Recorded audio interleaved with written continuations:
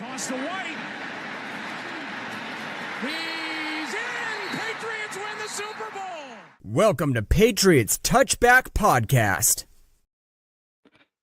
Good evening, everybody. Welcome along back to the Patriots Touchback Podcast, Season 3, Episode 34. It is Week 11, and yes, we are here a lot earlier than usual because the New England Patriots have got a Thursday night football game on our hands, and there is some turbulence ahead because incoming is the New York Jets. However, we have got a fantastic guest on with us today. You may have heard of this podcast, Talkin Balls. They're absolutely brilliant. We've got Neil, their resident Jets fan.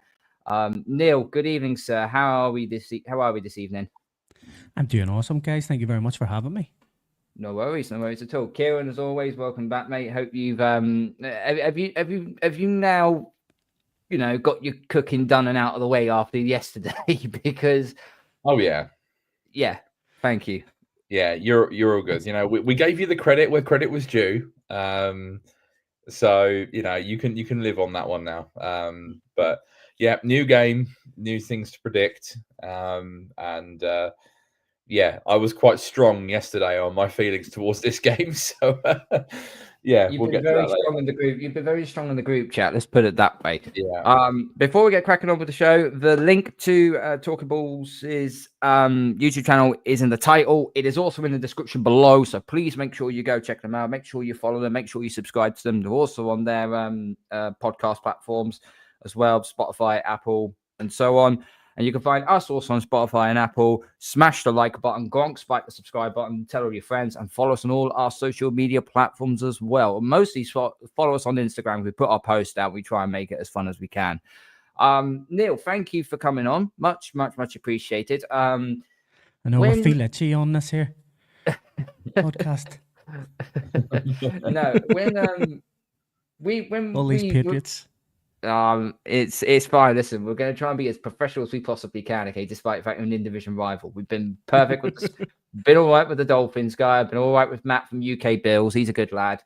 The thing is, when we've gone through this season so far, and we've all me and Kieran and Matt have had discussions, it's like it's going to be very, very hard to try and keep a straight face in this one. But we will try and keep a straight face in this one, because whatever do you mean? Well, I think it's self-explanatory. Where you I don't know what you're talking about. Please elaborate. Okay, so you've won 3 games. You've won 3 games so far this season. Have we? 2. Have we only won 2? Was it only 2? I thought it's going to be 3. Oh, it was the Dolphins that won that third game. My apologies. Yeah. So it was 2 games. You won the game. Back-to-back games, as a matter of fact. So you have got a little bit of wind in yourselves right now.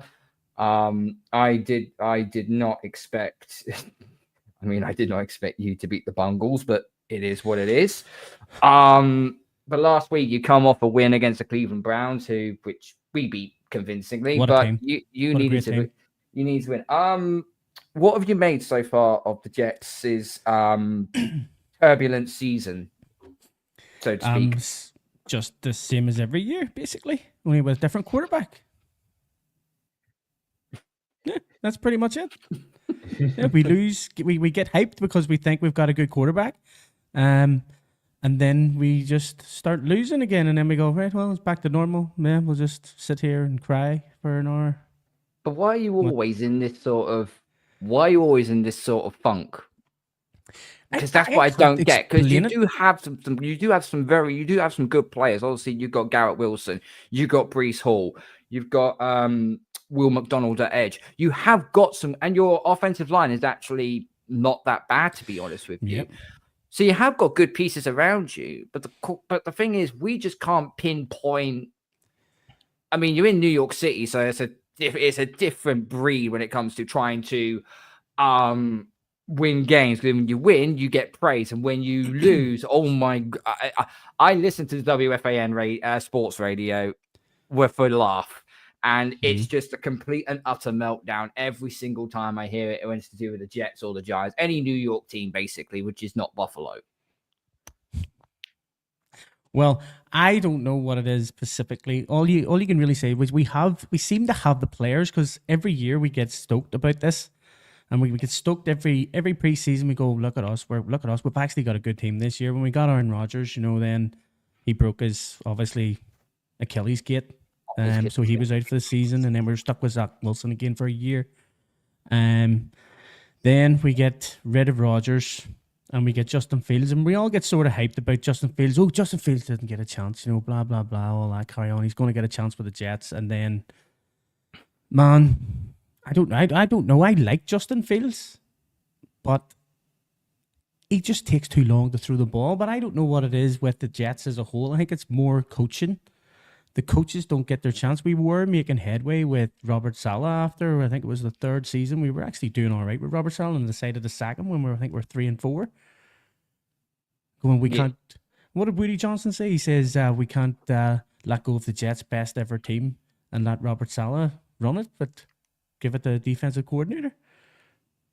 Yeah, I don't understand why you let go of Robert Saleh for that. I thought Saleh was a great coach, great hype man.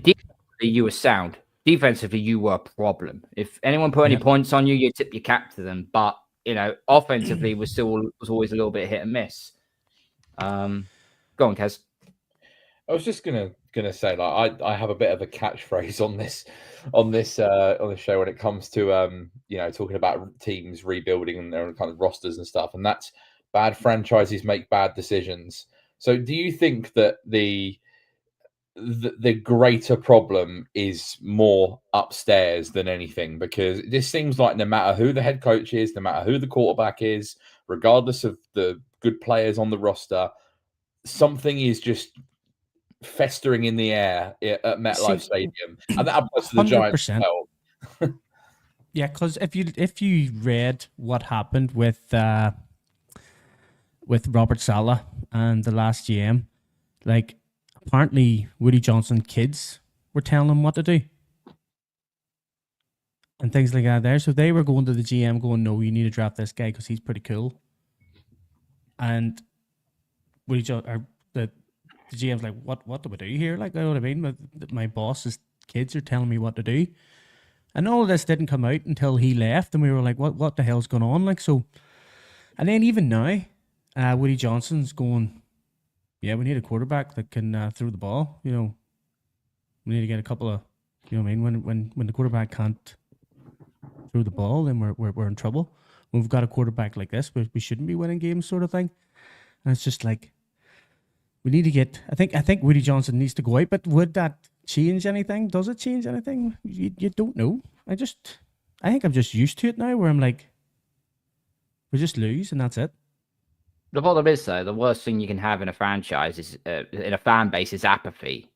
That's the worst thing you can have, because then you're stuck for the rest of time wondering, can we get out of this mess? The last time you made it to, any sort of relevancy was back in 2010 when you got to the AFC Championship. Ever since then, it's been a downward spiral since, and I want the AFCs to be a competitive division. We always scan and look over. Take the NFC West, for example, competitive division. Look at the NFC North, competitive division. The AFC North, okay, it's a bit of a shit show right now, but the AFC North is just blood and guts. It's always going to be fighting out. It's always going to be the 11-win or 11-win team or a 10-win team that wins that division because it's so cutthroat. Yeah, But the AFC has obviously got dominated by us, and the last 5 years have been dominated by Buffalo, and the Dolphins and the Jets have been, playing. Dolphins have been playing catch up, and the Jets are just trying to always rebuilding. Always rebuild. The problem is you've been rebuilding for so long now. How many more rebuilds do you need to rebuild to make the rebuild make count of the new rebuild? I don't think we're ever going to stop rebuilding. I think we're just going to keep demolishing it and seeing if we can make it better again. And then when it doesn't work out, we retry again. You mentioned, well, without his name, Joe Douglas, your former GM. Yeah. What did you make of that decision? Because even though it was non-Patriots related, when that happened, we spoke on this podcast about how that was an enormous mistake because he identified so many talented players, and his player acquisition, both through the draft and through free agency, was exceptional. And like to lose a general manager of that ability, I think was a huge mistake, and it's no surprise now that you've almost regressed a little bit further back from when he was in charge. I love Joe Douglas. I thought Joe Douglas was absolutely class for us. Like where did he give Mike McCagnon? He took over from him, and it was just like like you thought there was hope again whenever Joe Douglas sort of came in, but still nothing happened. Which is why you have to look at the owner. Like it's the only real thing, because we had a great GM. Now don't get me wrong, we got Robert Saleh in. And I thought he was a brilliant coach, but obviously it didn't work at the end of the day. So, all we can say is the owners, like, and what you have to, because you don't know what goes on behind closed doors until somebody leaves, and then you hear all this stuff. So, just used to it, man. Just used to this sort of stuff. Well, moving into the present day, obviously you've got Aaron Glen now as your head coach, former defensive coordinator of the Detroit Lions. He's had a bit of a rough start to the campaign. Obviously, you went on a long streak of not winning a single game. You've now won back-to-back games and starting to.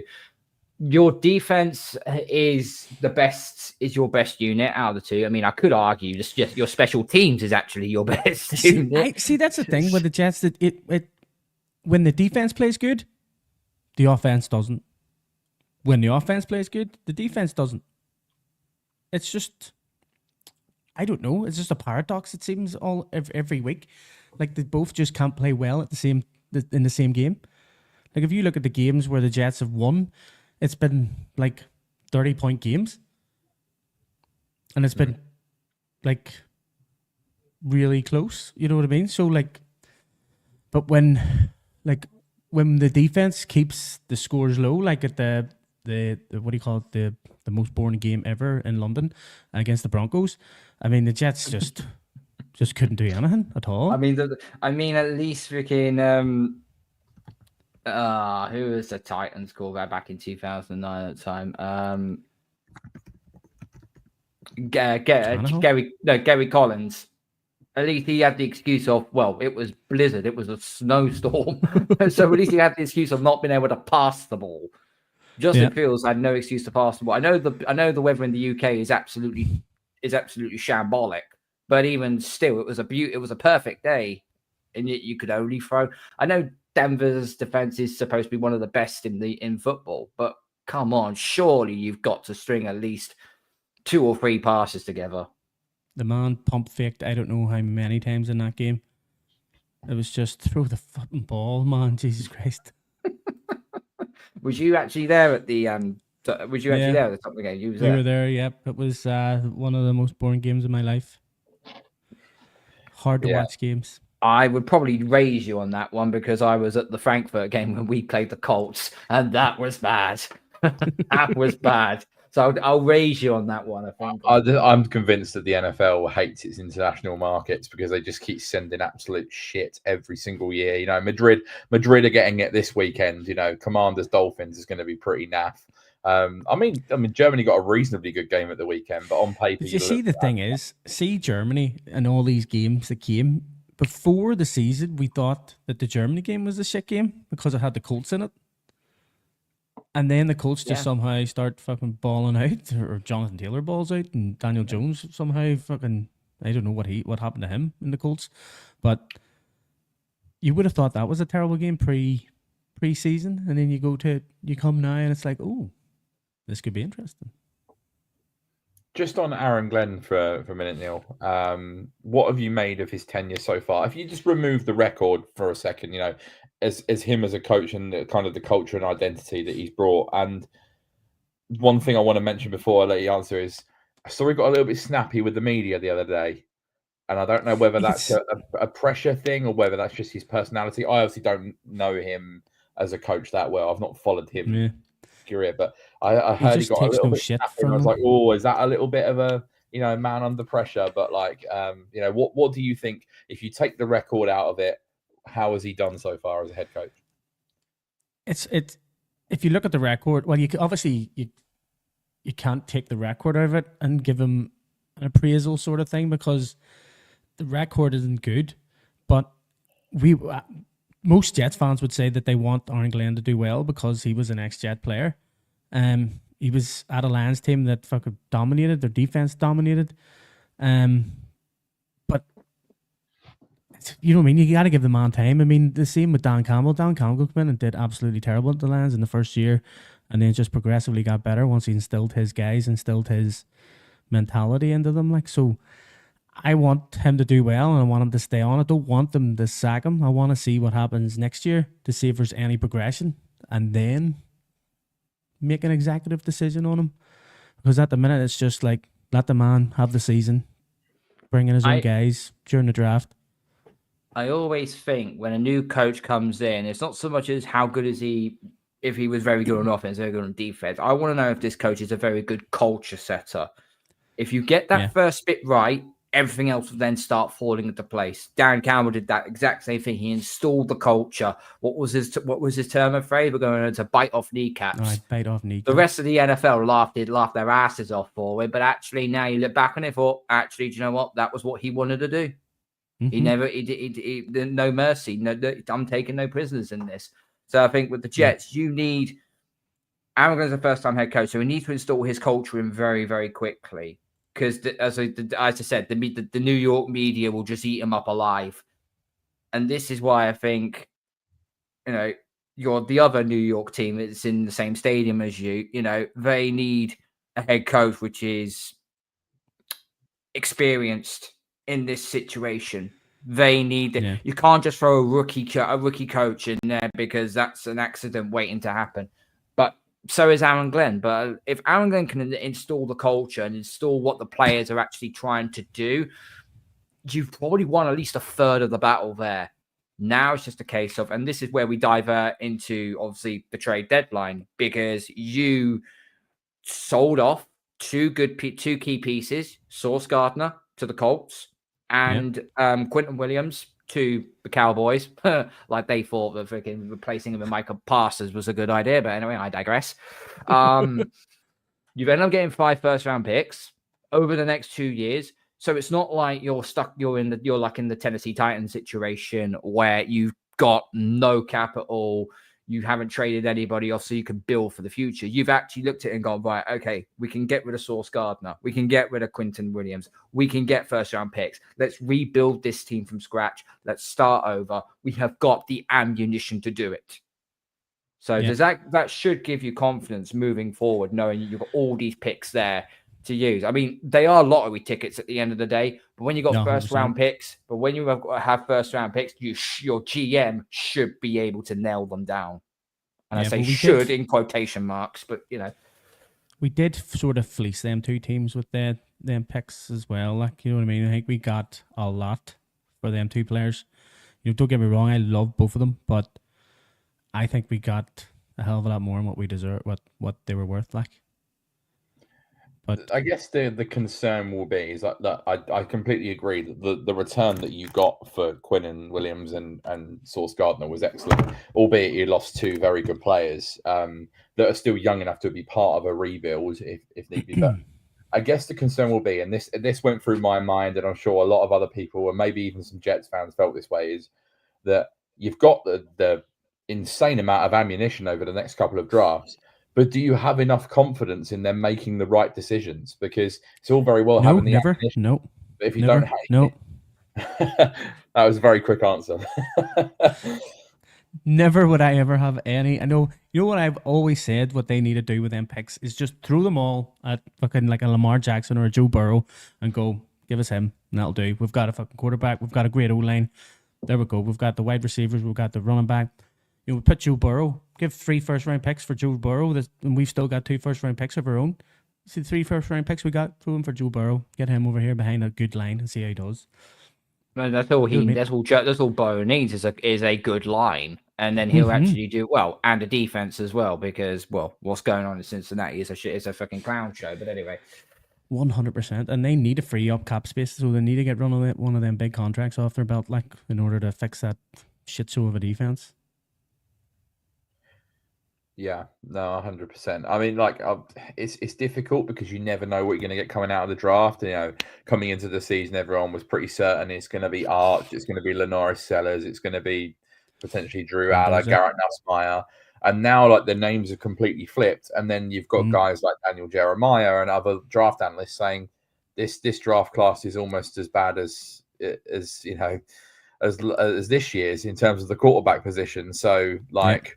You don't want to be almost going all in for like a Mendoza or whatever, and then he turns out not to be the guy. It might be better off you just going, right, we're just going to go best player available, try and plug a gap with. You know what?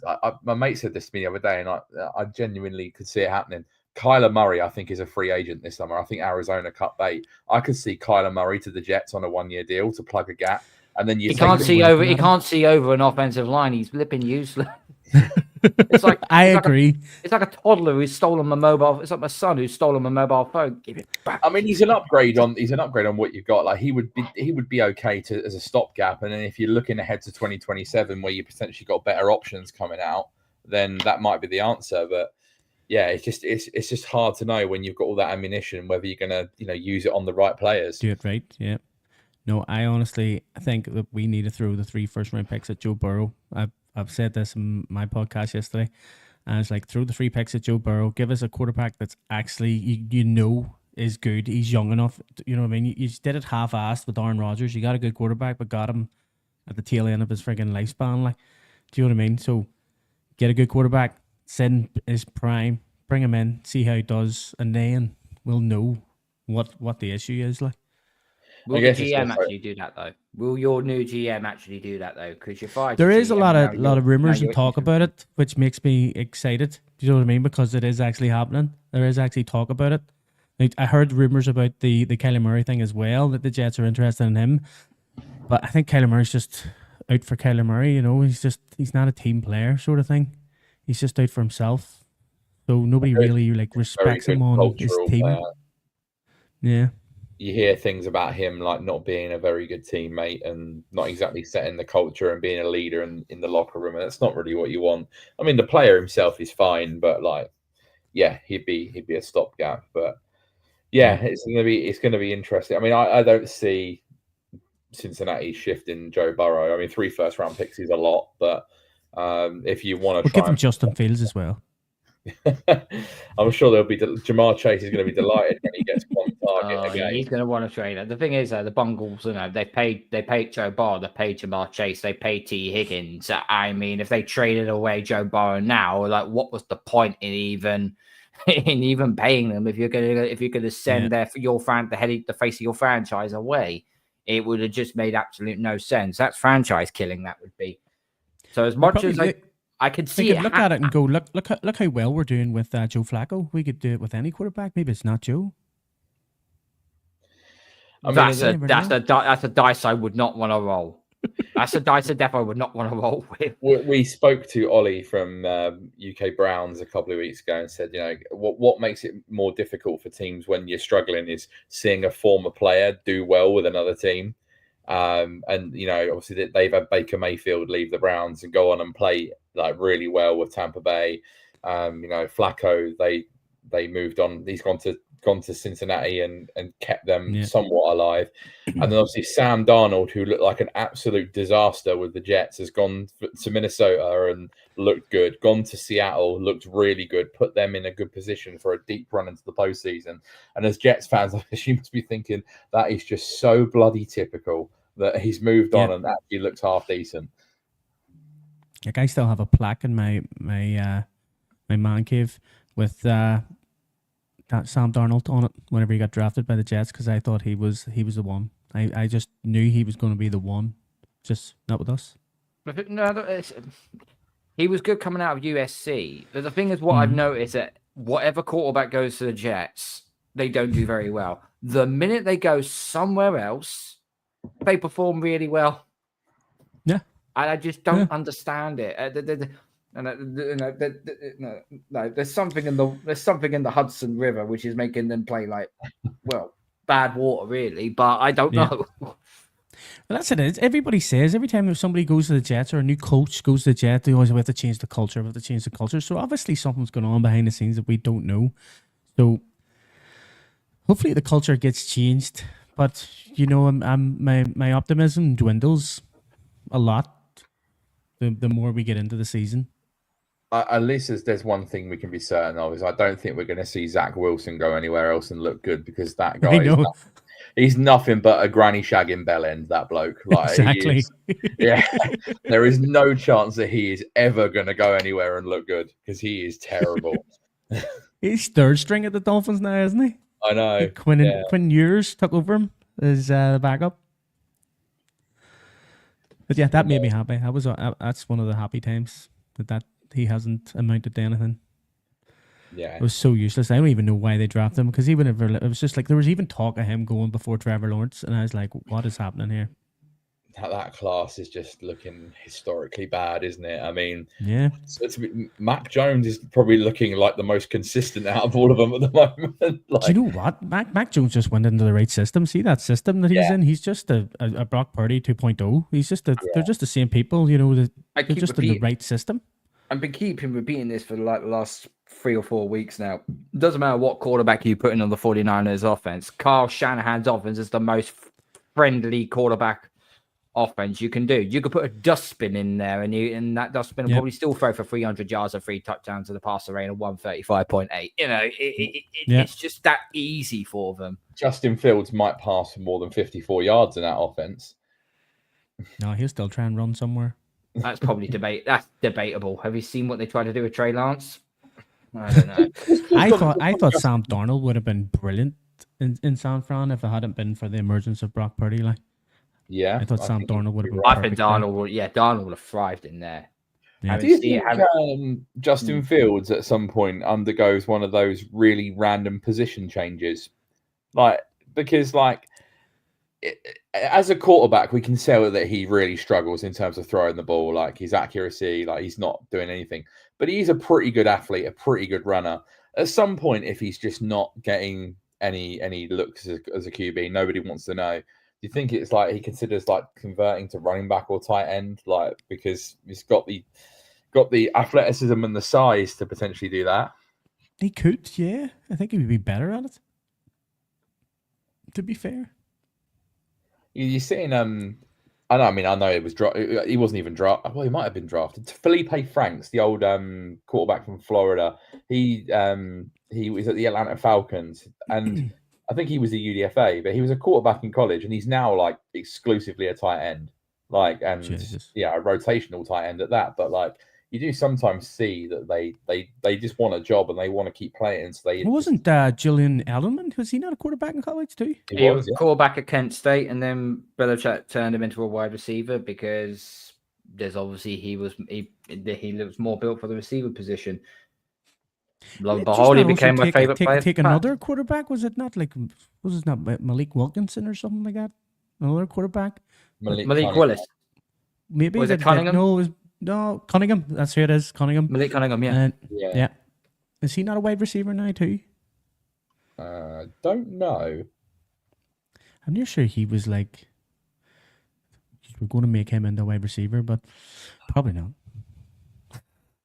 Okay.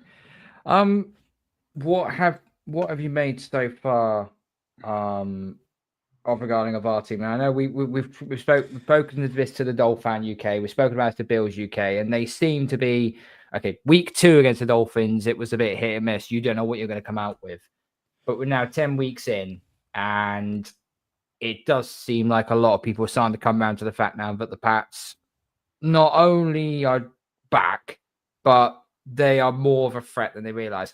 However, there have been a number of podcasts, and yes, I will throw your podcast into the fire in this as well, have said that we are pretenders and that you haven't played anyone significant due to our schedule, which is the most boring cliche this season. And the reason why I'll say that is because in 1999, the St. Louis Rams, back in the day, they were also known as the greatest show on turf. They had the third easiest schedule in their season, the NFL, and they went and won the Super Bowl. Doesn't matter if you have to play a load of tin cans in the regular season, guess what? Knock them all down. I'm just looking at the last games. Like, he's played Dolphins twice. Have he's not? No. No, No. we play the Dolphins in week 18. You just get beat by the Raiders. Yeah, week 1. Yeah. Week 1. God Week damn. Week 1 is always a bit of a shit show. I've always stated this. And week 1's always a shit show. You don't know which team's good, which team's bad. Right, so that's just round off all these great teams that you've played. The Raiders, the Dolphins. Yeah, I'll give you the Steelers, the Panthers. I'll give you the Bills, the Saints, the Titans, and the Browns. And then we've got obviously the Falcons and Buccaneers. Do you think that was an easy schedule, or do you think it was a hard schedule? It's an easy. We came into the season, we had the second easiest schedule on paper, but we were like a Bills or a Chiefs team, we're like, right, okay, you should be going 17-0, 16-1, 15-2. We are in a rebuilding phase here with a new with a second year quarterback, new OC, even though he is the old OC that used to be here, a new head coach in Mike Vrabel. It's a completely different ball game now with us because it's new. We said our floor was 8 wins. Our floor was about 8 wins, double the wins what we got last year. Thought, yeah, okay, that's a good floor to have. But then a lot of us different predicted otherwise. I said the expectation should be with this schedule 10-7 and wild card, if not a fringe wild card contender. And if it all went perfectly well, or swimmingly well, I would say 12-5, we get the first wild card, we play the 4th seed, and we probably win a playoff game. Where we are right now, it's just completely blown my mind of how well we are doing and how well we have been constructed by Vrabel. Well, before the season started, I said that you were going to be just behind the Bills. I didn't see you going above the Bills. But I had really high confidence because up until you stole Vrabel, we were looking at him.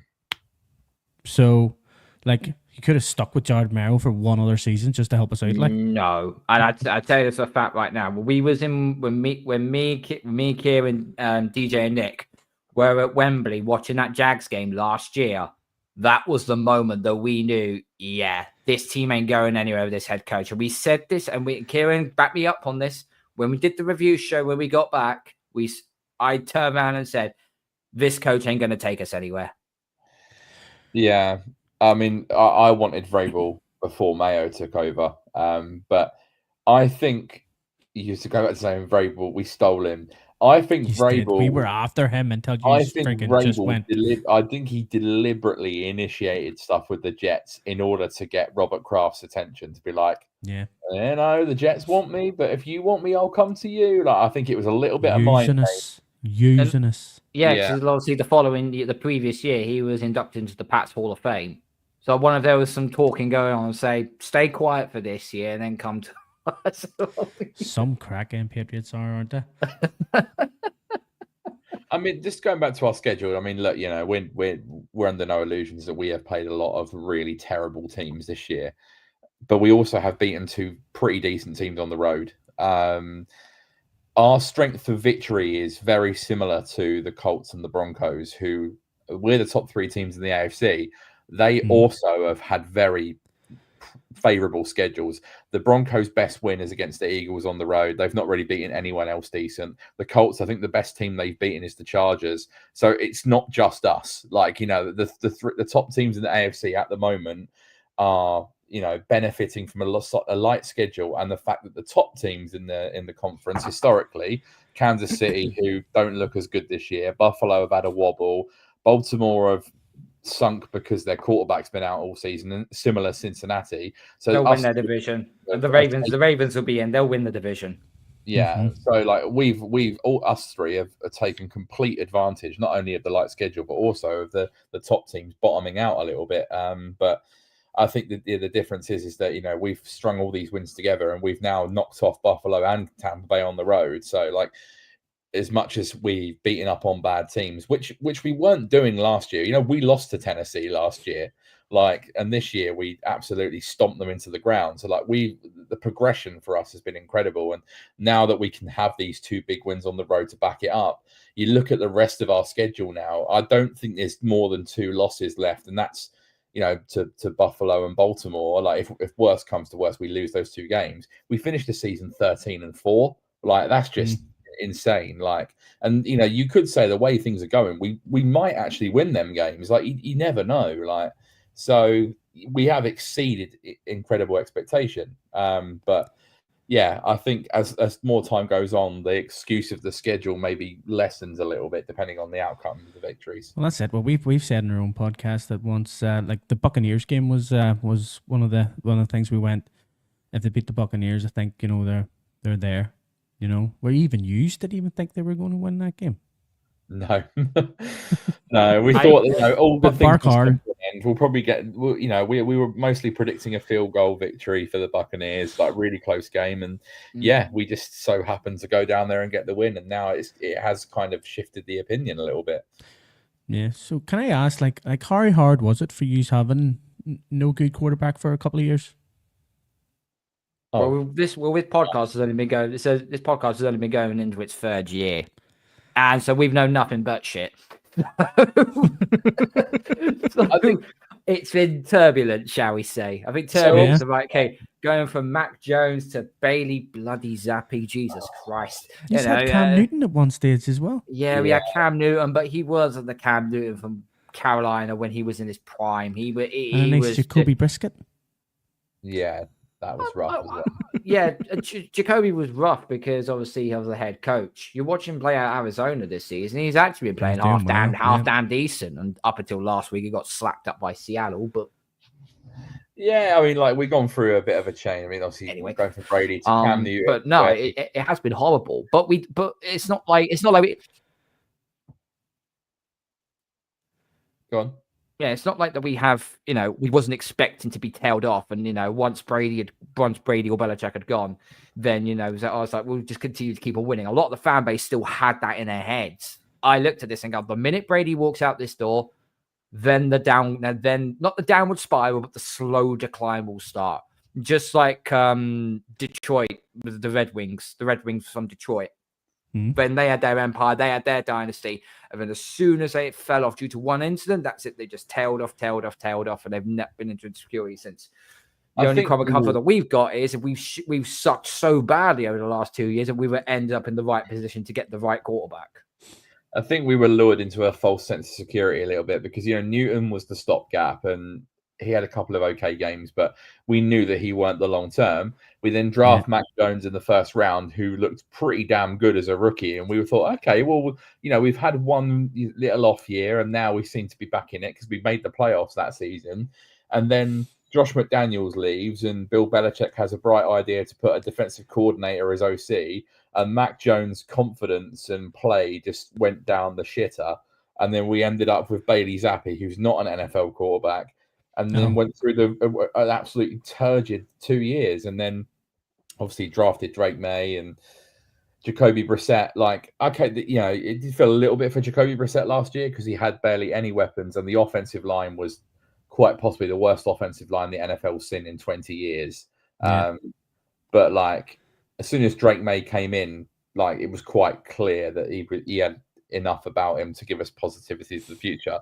We were expecting a progression from May this year, but not quite to the standard where he's now the MVP favorite. We weren't expecting him to do what Josh Allen did in his second year and just completely and utterly take off. Yeah. But that's what happens when you build the right players around him. When we signed Stephon Diggs, we're like, are we getting the Stephon Diggs from the Vikings days or are we getting him now, which is not particularly great? But to be honest, Diggs has been fantastic for us, and it took him 4 weeks to get going. Although he was injured for the first couple of games still, but it took him a couple of games to get going. That Bills game on Sunday Night Football was the reason why we signed him because he was May's go-to guy, and that's what we've been needing. And it was a revenge game. We hasn't had another 100-yard game all season. So we wanted it. And he'll probably, guess what? He'll probably do it again in week 15 when the Bills come to us. So But you add the pieces around us. Even when we signed Mac Hollins, DJ, our boss who runs this, he was like, "Oh, what have we got Mac Hollins for? Oh, he's not very good." Mac Hollins is, as Kieran would describe it, a glorified tight end. He's mostly there to block, but when he is open, he does get open. You wouldn't think he gets open, but he does get open. He's got very sure hands. And then you have Pop Douglas, who's our main slot guy. You've then got Booty, Keishon Booty, who is a deep threat, but also has the range, also has the catch radius and the height to go up and get those jump balls. And then last week we were struggling. We didn't have Booty, so guess what? Up stepped up Carl Williams, a rookie out of Washington State. We now have someone that could take the top off the defense. And now it's like a complete package of receivers that we actually have there. There's no selfishness. There's no egos. Okay, Stephon Diggs is always going to have an ego, but it seems like so far he's kept it out. He's kept it outside of the door, outside of Gillette Stadium, which is a good sign. It's great for us, but it's not good for the rest of the AFC East because it's like you went through 20 years of just being. Excuse the term of phrase here. Teabag. I'm so happy to see he's back. And so I am. I can feel the pain in your voice. Like normal services resumed. Okay. Yeah. One thing just to catch up on, Adam Schefter has just put out a post saying that the injury report is now out for the games, and they bring them up right now. Here we go. So the Pats out. Butte is out with a hamstring, which we kind of knew of already. Christian Ellis' hip is still not good to go. Mondre Stevenson with a toe injury, not good to go. I kind of knew that he wouldn't. Austin Hooper with a concussion, not at all surprising. Questionable was Josh Farmer, did not practice with an ankle. Might be a bit a game time decision maybe. Running back Terrell Jennings with a knee, limited practice. There's a good chance that Terrell Jennings probably suits up and plays behind Trayvon Henderson. From what I'm gathering there. And then when we will scroll down to the Jets, Azaria Thomas, sorry if I butchered his name, is out with a concussion, did not practice, so as it is what it is.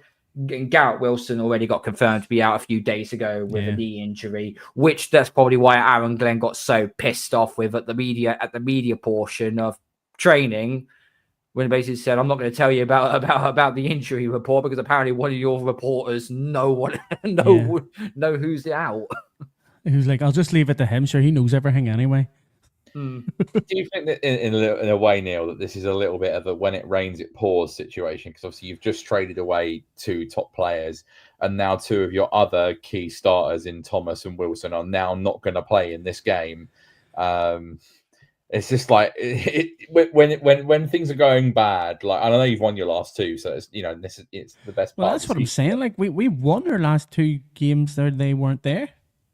Yeah, which is that's the concerning thing for me. You got rid of Sauce Gardner, you got rid of Quinton Williams, and it seems like all of a sudden, now we're starting to win games, so we're playing well. But then let's be that's be real. The culture thing, because you bring in players with the right culture, guys with the right mindset. Whereas Sauce and Thing might have thought they were better than everybody else. Why do I need to freaking do this? Why do I need to do that? No, get rid of them guys. Culture. Or is it because you played the worst defense at a freaking Wake Forest? Don't know what you're talking about. No, 2 great teams.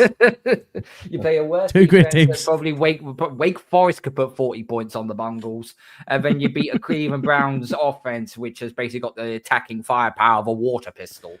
What a great defense. Yeah, but remember though, you scored 2. Your 2 of your touchdowns were by kickoff return and punt returns, which is probably one of your strongest points of your game. Yeah. Give the special teams guy the head coach job. Who's your special teams OC? Who's your special teams coordinator anyway? Oh God, I wouldn't even know that there question, to be fair. Seems to be doing a good job because you've had a few decent returns this year, to be fair to you. We have. Yes, it's been If the NFL was purely kickoffs, the Jets could win the Super Bowl. Yo, let's make it happen.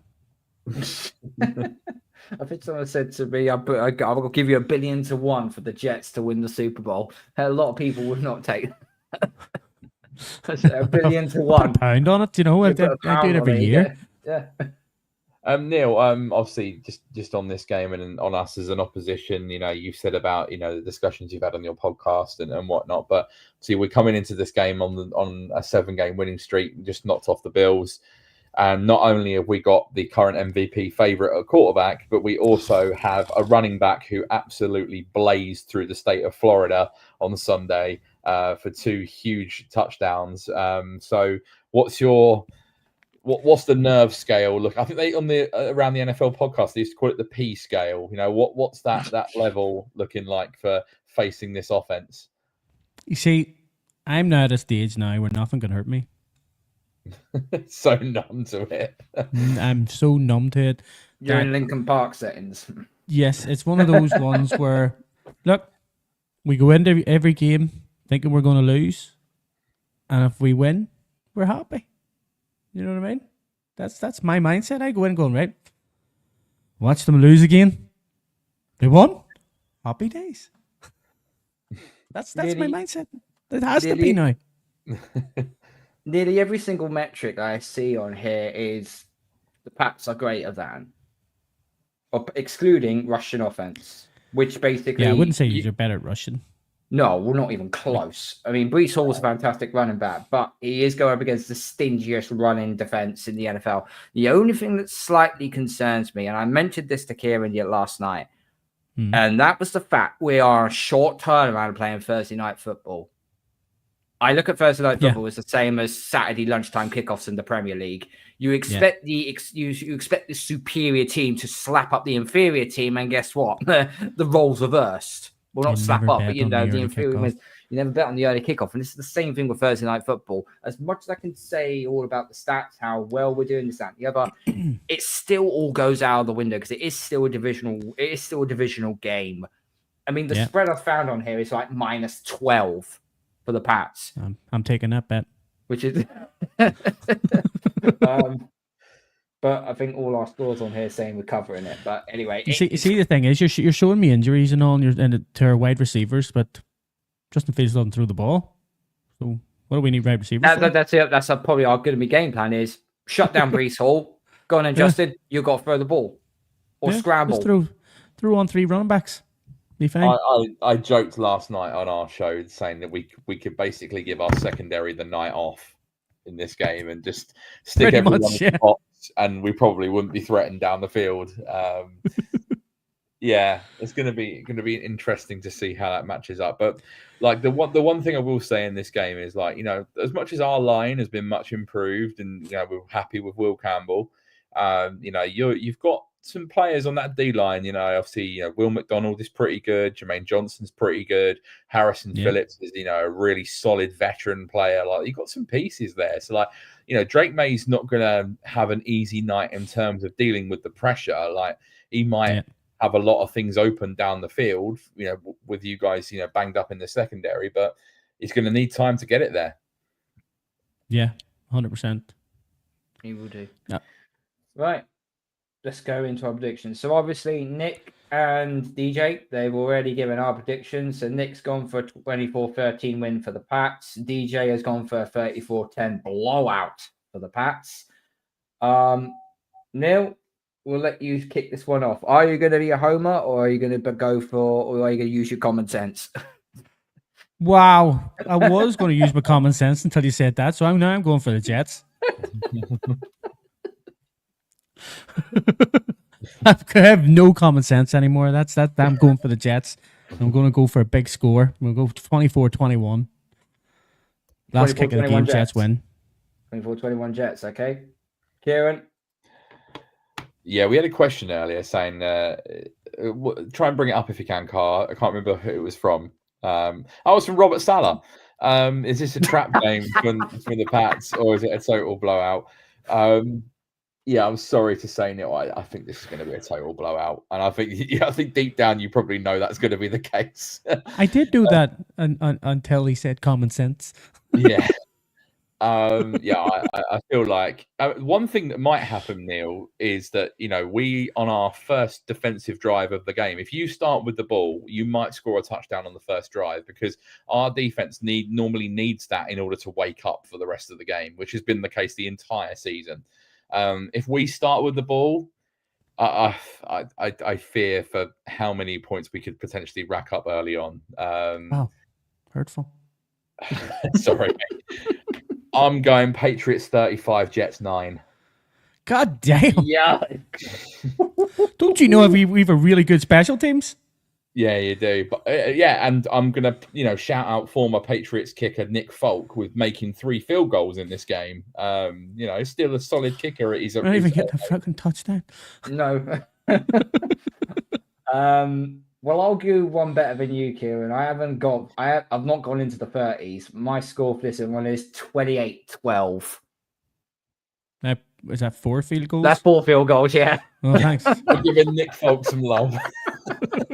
Former Patriot, gotta give someone some love. So as we stand, all on the touchback have gone for a Pats win, and obviously Neil's chosen the Jets. Which I expect you to wear your heart on your sleeve for that one. So that's it. You know what I mean? I'm not the type of guy that would pick the Bucks against my team. Like, when I know they're going to win.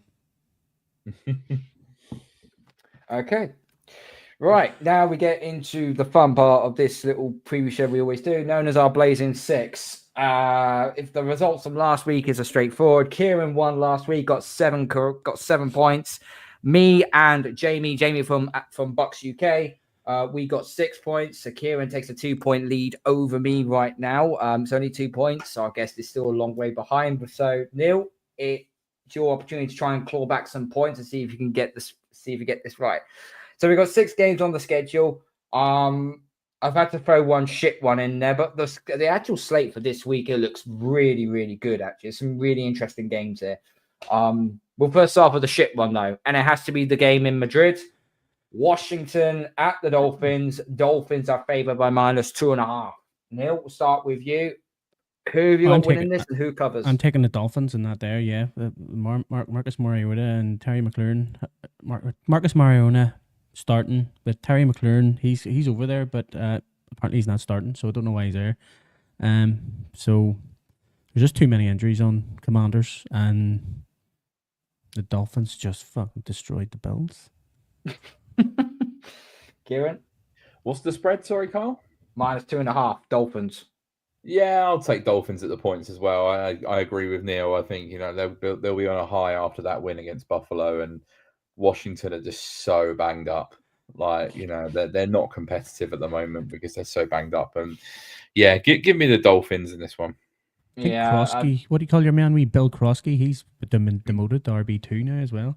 Yeah. Yeah, he has. It's almost like they're surprised that a 6th round pick isn't as good as they thought. Yeah. Who didn't play his final year at Arizona either? Some fantasy guru or next mentioned, Krosky Mary, he's going to be brilliant for Washington because they've just traded Brian Robinson to the 49ers, and now he's going to be their star back. Nope. Okay. Second game up, NFC North battle. Bears at Vikings. Vikings are favored by -3. Neil? I'm taking the Bears in that one. I'm still not sold in JJ. I just don't think he's the guy. So have you got the Vikings covering, or is it Chicago taking the points? No, I'll get Viking taking the points, or what do you call them? Bears taking the points. Bears taking the points. Cool. Okay, I think they'll win by a good bit. Okay, Kieran. Yeah, it's just awkward because I feel like both quarterbacks could shit the bed against the defenses. That's the thing. Like, I don't trust JJ against the Bears, and I don't trust Caleb Williams on the road against that Minnesota defense either.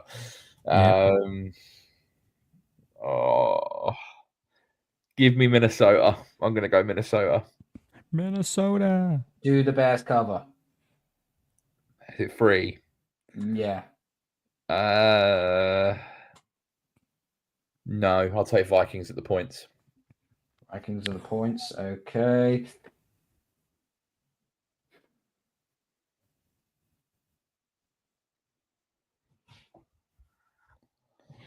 I'm going to just do this for shits and giggles. I'm going to take Chicago, but I'm going to have Vikings to cover. Okay. So it'll be a close one. It'll be a close game, but yeah. Okay. Next up, Chargers at Jags. Chargers are also favored by -3. Chargers -3. Mm-hmm. 100%. Chargers 1,000,000%. That seems pretty straightforward. Kez? Yeah, I agree. I can't take Jacksonville. You know, Travis Hunter's out for the season. Like, I think they'll Thomas make still it hard. injured? Sorry? Is Thomas still injured? Brian Thomas Jr.? Potentially, yeah. But I think got the Jacoby. Jags can make it difficult for Herbert with their defense because the Chargers don't have an O-line. But yeah, I just can't pick Trevor Lawrence, who I'm sorry, but the bloke is shit. Like He is shit, isn't he? I said this on my podcast last night too. It was pure shit. I was He's not very once good. in a generational talent. Are you kidding me? he's terrible. So I can't take Jacksonville in this game. I'm going to take Chargers. Okay, this is where we could differ on the next one. By the way, I've got the same as you, Chargers and taking the points. The next one we might differ.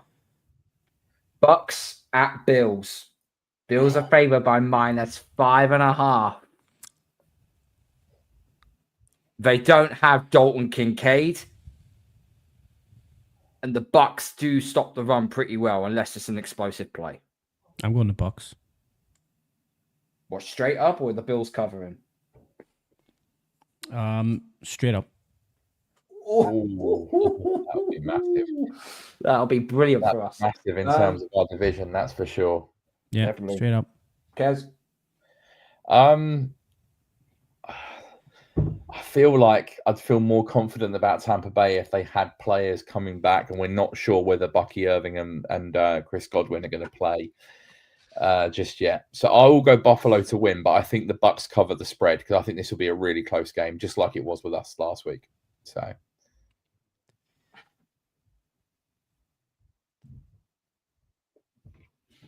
$5.5 seems quite a lot for a Bills team that don't look overly convincing at the moment. But I think It definitely does. Definitely does.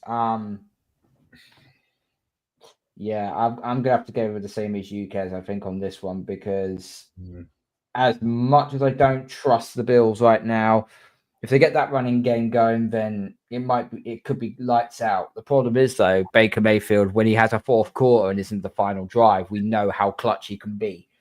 So Bucks win, but Bills. I'll put this on the line now and say that if Tampa beat Buffalo and we win tomorrow night, division's done. No. No, I'm not going down that. Lead and a tiebreaker. Done.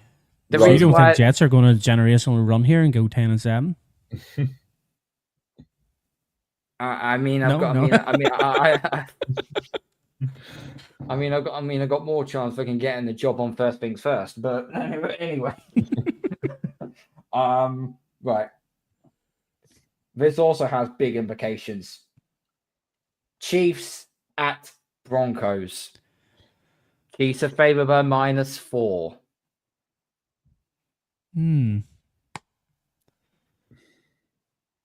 I'm going to Chiefs. What? Chiefs -4. What, Chiefs and the points? Yep. Okay. Kieran. Yeah, I'm going to agree. This is just off topic for a second, but I saw someone on social media the other day refer to Bo Nix as Blow Dicks, and it just completely slayed me. Which was very funny. I don't think that Broncos offense can keep up with Kansas City if they get rolling, because as good as the Broncos are defensively, they are not very exciting to watch offensively. I mean, Neil, you saw it in person. That game was putrid. They were not good in that game. It's horrible. 4 seems a little bit iffy, but I feel like the Chiefs can do it, especially if the Broncos don't have Pat Surtain. So, yeah, I'll take Kansas City. You're going to take Kansas City points. I'm taking the Chiefs, but I've got Denver to cover. Don't know why. I think Sean Payton might get it right. Sean Payton's a very good coach. He might say, we know how important this game is.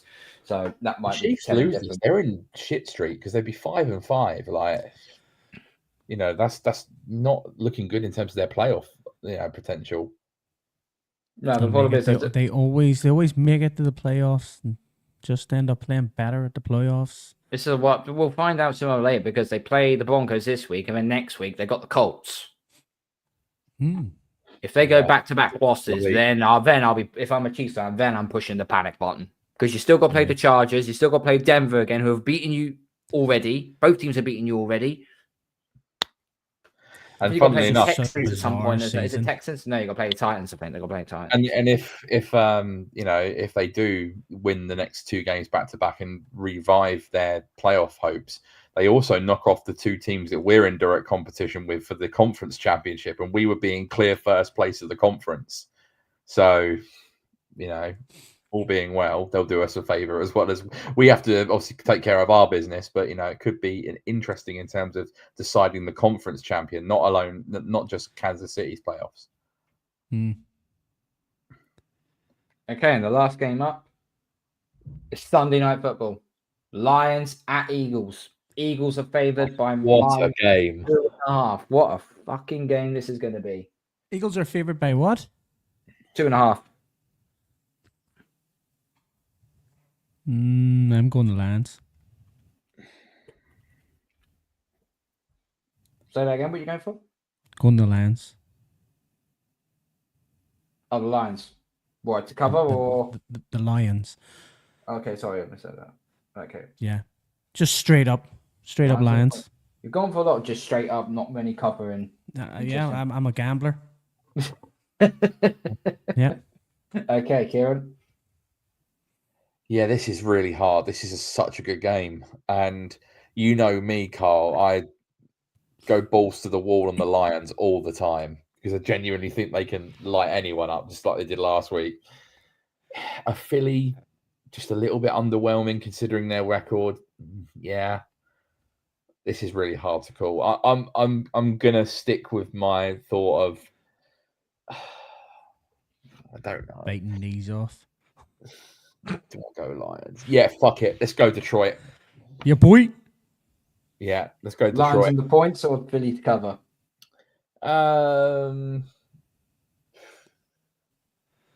Let's go Lions all the way.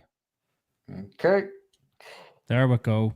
That's what I'm talking about. And I will go against your wishes because I'm going to go Eagles. Take the God points. I don't like the Eagles, but they just find bullshit ways of winning games, and I think that's just going to be what's going to happen again. That tush push needs to be banned, and I say that with no remorse with that at all. So, yeah, made some good picks there, guys. Should be a really interesting week. Yeah, Kieran, Yeah. I'm coming for your lead. So we'll see how that gets done. Neil, thank you so much for coming on. It is much Pleasure, appreciated. gentlemen. Thank you very much for having me. No worries. Just let everyone know where they can find you or where they can find your podcast and what have you got coming up. Everywhere. Just Talkin Balls NFL or Talkin Balls Network. We've got 2 new shows coming as well, and Talkin Flag. Well, Talkin Flag's been out for a while, but we've got another one coming out in Talkin College. That's coming out in the next week. We're just announcing our hosts at the minute. So yeah, going good. I must admit, I've very much enjoyed this podcast. It's been very, very different to the other preview shows we've done because I've just loved the kind of fuck it attitude that to the point where it's just like that's what we do every time. Zero expectations. Let's just see what happens. And if we win, we're just going to enjoy it. I genuinely love the mindset and like the attitude. It's made my day. It's been fantastic. I've really enjoyed it. Thank you, buddy. No. Thank you. No, thank you, Neil, for coming on. It's much appreciated. Kez, as always, my wingman, always in good stead. We'll be back on Friday night for our review of the Jets.